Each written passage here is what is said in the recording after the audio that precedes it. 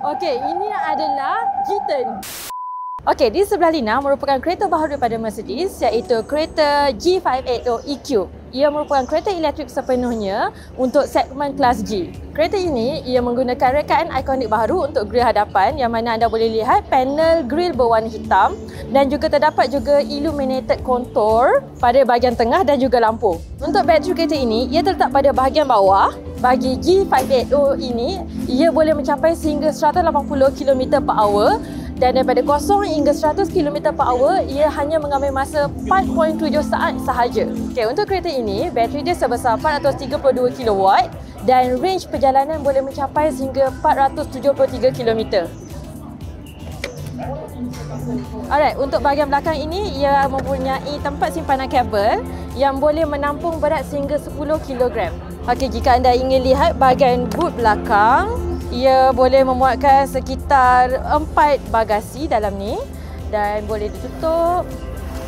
Okey, untuk kereta yang Lina naik ni merupakan edition 1 iaitu kenderaan limited edition bagi G580 EQ ni.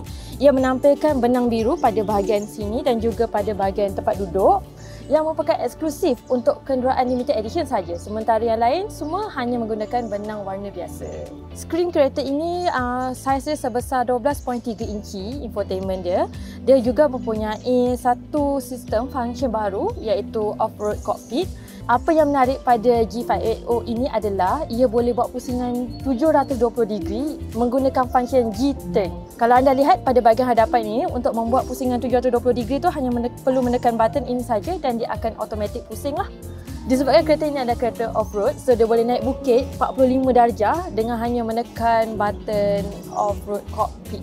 Okey, sebentar lagi kita akan experience macam mana naik ramp 45 darjah menggunakan kereta G580 EQ ni. Jom.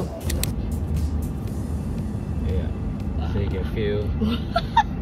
Okey, untuk Mercedes ini ia hadir dalam dua varian iaitu varian biasa dan juga edition 1. Untuk varian biasa ia berharga RM958,888, sementara untuk edition 1 pula ia berharga RM988,888. Okey, itu sahaja daripada saya. Kita jumpa dalam video akan datang.